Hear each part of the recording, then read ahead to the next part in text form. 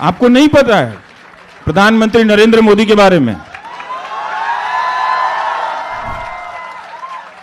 कपड़े से पहचान रहे थे।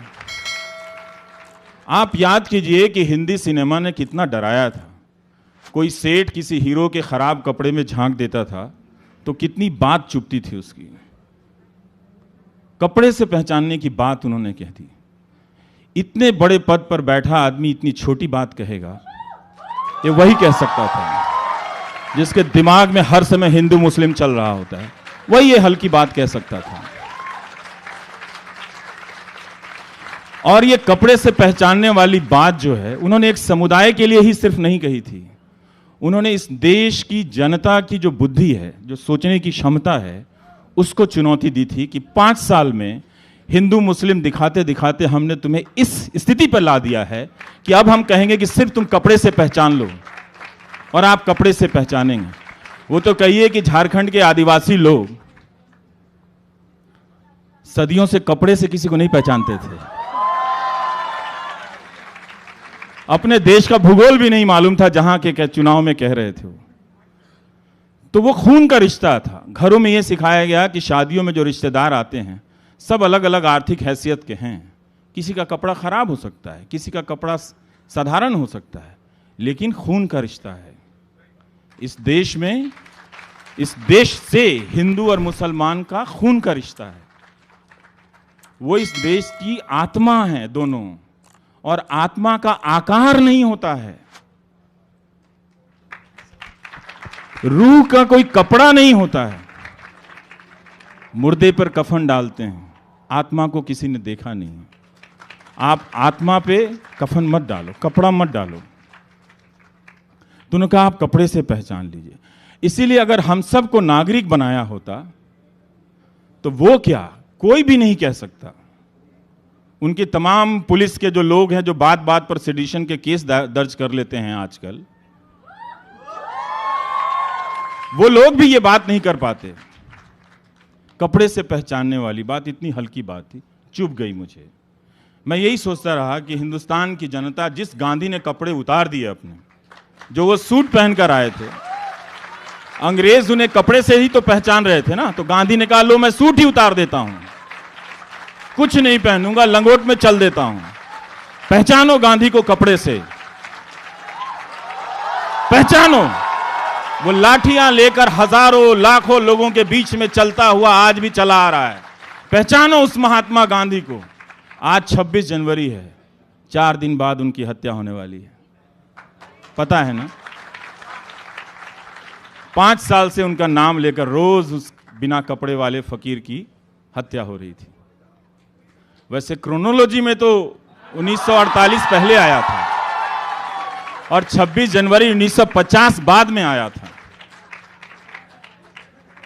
आपको बताता हूं, मेरी अंग्रेजी उतनी अच्छी नहीं है। वो क्रोनोस एक ग्रीक गॉड है टाइम का, जो बच्चों को खा जाता है, उससे निकला है क्रोनोलॉजी। हमारे एक अंग्रेजी के दोस्त ने बताया है। तो इसलिए क्रोनोलॉजी समझ लेना, ये टाइम का ऑर्डर नहीं है, ये आपके पागल हो जाने का ऐलान है कि अब आपको गोदी मीडिया के जरिए आपके दिमाग में वो जहर भर दिया गया है कि अब सिर्फ आपको कपड़ा देखना है और भीड़ बनकर किसी को मार देना है। इसकी तैयारी की गई है। तो मत कीजिएगा, वरना वो कोई और आ जाएगा जो अपने कपड़े उतारकर आपकी अंतरात्मा के दरवाजे पर खड़ा हो जाएगा कि मैं गांधी हूं। कितनी बार मारोगे मुझे, कितनी बार मारोगे। और ये वही गांधी हैं कि जिनकी प्रेरणा लेकर लाखों औरतें सड़क पर आ गईं, और उसी गांधी के कपड़े के पीछे चलकर अभी बहुत सी औरतें आ रही हैं। तो इसलिए हम सबको नागरिक बनना चाहिए। जब हम नागरिक बनेंगे तो हम एक दूसरे के लिए समान अवसर का अवसर बनाएंगे, एक दूसरे के लिए बराबर होंगे। ये बार बार कहना बंद कीजिए कि ये धर्म वो धर्म, तराजू पे तौल के सब बराबर है। हम बराबर हैं तो सिर्फ संविधान के समक्ष बराबर हैं और उसकी दी हुई नागरिकता के परिभाषा के तहत बराबर हैं। ये हमारी नई पहचान होनी थी, जिसके लिए 100 साल तक लोगों ने लड़ाई लड़ी। फांसी के फंदे पर झूल गए ना, क्या मिला उनके पीछे? उन्होंने तो आज़ाद भारत का तिरंगा भी नहीं देखा। नहीं देखा वो। लेकिन वो इसी मुस्तकबिल, इसी फ्यूचर के लिए लड़ रहे थे। हम आप सब भटक गए हैं। व्हाट्सएप यूनिवर्सिटी से निकल आइए और नागरिक बन जाइए। मैं आपको बता रहा हूं, आप उन्हीं को प्रेम कीजिए। मैं उनसे आपको दूर नहीं ले जाना चाहता हूं। आप 25 लाख सूट वाले को ही प्रेम कीजिए, लेकिन अपने बच्चों को जरूर कहिए कि इतना महंगा कपड़ा मत पहनना।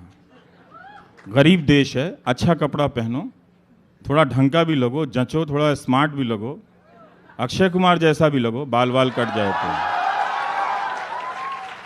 लेकिन 25 लाख का कपड़ा इस देश के गरीब लोगों के बीच में पहन के अभी मत चलना। बहुत लोग गरीब हैं, बहुत लोग गरीब हैं। थोड़ा अच्छा पहन लो तो उनको भी लगे कि हमारे बीच का है। तो वो शौक था ना बहुत पहले का।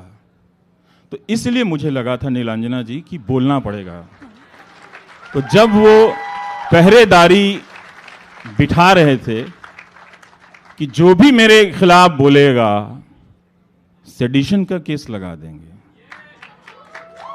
तो फिर मुझे लगा कि बोलना चाहिए। और बहुत लोग जेल में रहे, हम भी जेल में रह के आएंगे। आज मिलने आइएगा वहीं पर आप लोग, अगर वो मिलने देंगे तो इसलिए जागिए, निकलिए, हर घर में एक नागरिक बनाइए।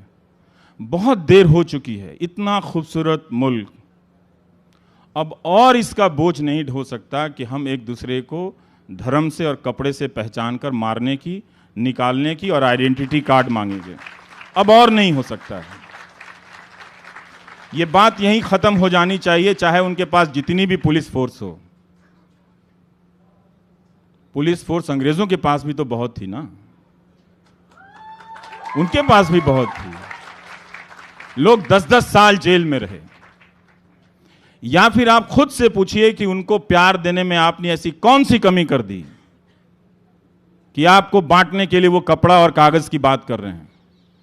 आप खुद से पूछिए कि आपने जब उनको वोट दिया, इतना प्यार दिया, तो वो कौन सा चीज था जो अपने पास रख लिया, वो भी दे देते आप उनको।